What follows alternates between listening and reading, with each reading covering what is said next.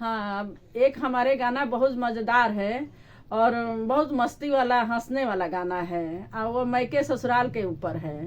हमारे मैके में बहुत सुख था, ससुराल में दुख शुरू होता है। इस पर ये गाना हम डाल रहे हैं। तो अब गाना हम शुरू कर रहे हैं।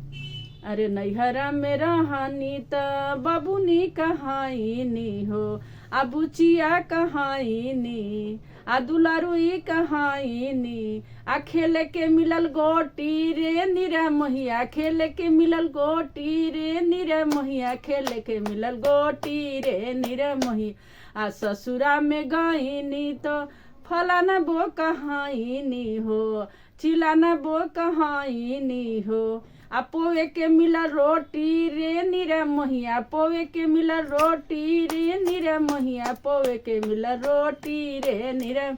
आ ससुर नैहरा में गईनी त सोना चूर के भात खैनी, आ रहरी के दाल खैनी, आ ऊपर से गाय के घी खैनी, आलू गोभी मटर के सब्जी खैनी। आ परल आवे पेटी रे निरा महिया, परल आवे पेटी रे निरा महिया, परल आवे पेटी रे निरा महिया। आ ससुरा में गईनी त आ सुखल पाखल रोटी खैनी, आ वो पर सुखले खटाई के अचारो खैनी। आ दुबारा के भैनी खटाई रे निरा महिया, दुबरा के भैनी अठाई रे निरा महिया, दुबरा के भैनी अठाई रे निरा महिया। आ 12 बरिसवा पर अब देख लीजिए कितना सास हो रहा था ससुराल में।